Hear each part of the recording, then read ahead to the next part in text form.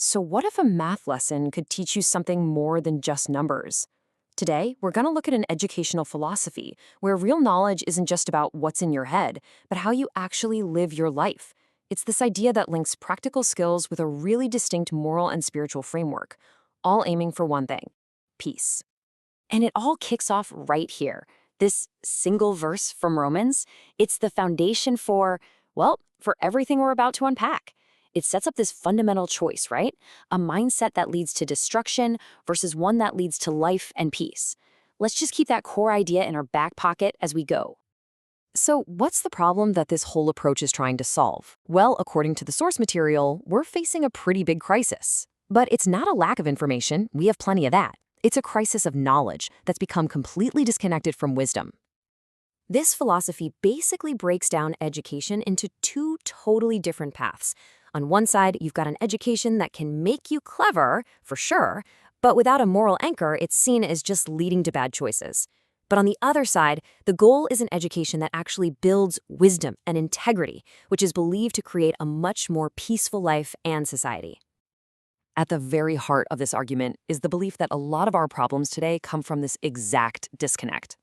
The idea is that we have generations of people who are educated in the normal sense, but their knowledge is totally separate from any kind of spiritual foundation. And the result? You get really smart people making choices that end up hurting themselves and others. Okay, so if that's the problem, what's the fix? Well, the source material doesn't just point out the issue. It lays out a really practical alternative path forward. And the answer it presents is this: the Godly Learners series. Now, this isn't just another textbook. It's a whole educational collection, from preschool all the way to grade 12, designed from the ground up to weave faith-based values right into every subject, from math to history. And the goals of this series are laid out crystal clear. The focus goes way beyond just getting good grades. It's about character development. The stated aims are to build lives of integrity, nurture strong families, and ultimately contribute to a more peaceful society. That all sounds great in theory, right? But what does it actually look like when the rubber meets the road in a classroom?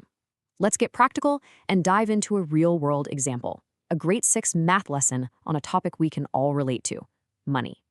So we're jumping into a lesson called Stewarding Finances. And you got to notice the title right away. It's not Intro to Budgeting. The language itself frames personal finance as an act of responsible stewardship, which immediately connects it to a higher purpose. Okay, so here's our first little case study. This is David. He's got a super common problem. He needs something essential, a winter coat, but his main account is running on fumes. It's a simple, really relatable scenario for a 6th grader to start wrestling with. The solution here is pretty straightforward. David doesn't rack up debt, he responsibly moves money he already has from his savings. But, and this is key, the curriculum really emphasizes step 2, recording the transaction. This shows that the lesson isn't just about shuffling money around, it's about staying organized and aware. Now for example number 2, Esther. And she's asking a question that, let's be honest, a lot of adults are still trying to figure out. It's that feeling, where your money just seems to disappear into thin air. The first step to getting wise here is just being aware. So, what does she do? She starts tracking it. She puts her expenses into a few simple categories, and boom, she has that aha moment. She sees exactly where the money's going. And that simple act of just categorizing her spending empowers her to make a change.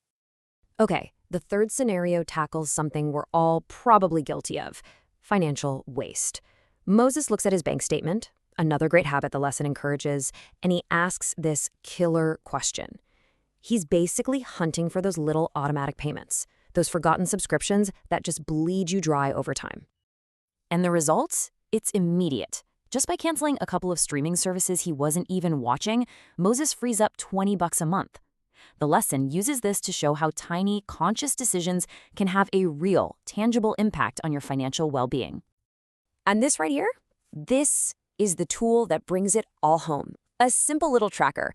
You can see in a second where you're doing great, and maybe more importantly, where you're overspending. Like with entertainment here, it's not about being restrictive, it's just about having the information you need to make smart adjustments. Now, this is where the lesson makes a really important pivot. We've seen all the practical math skills, right? But how does any of this connect back to that foundational idea of being spiritually minded? How on earth does budgeting lead to peace? Well, the curriculum connects it all with this verse from Proverbs. And at first glance, you might be thinking, what in the world do sheep have to do with my bank account? But the principle here is absolutely timeless. And here's how they make the connection. A shepherd, the lesson explains, has to be incredibly vigilant and attentive because that flock is their livelihood. The analogy teaches that we should apply that exact same level of diligent, careful attention to our own financial resources. So, this brings us full circle. The math lesson was never just about math. Actions like tracking your spending or canceling subscriptions are framed as spiritual practices. They're presented as real, tangible ways to exercise responsible stewardship, which this whole philosophy connects directly to that promise of life and peace from Romans. And that brings us to the final big question that this entire approach leaves us with. In our own lives, in our families, in our society, is it enough to just be smart? Or does true, lasting wisdom, the kind that actually leads to a peaceful and meaningful life, require something more? Does it need a moral foundation to guide it all?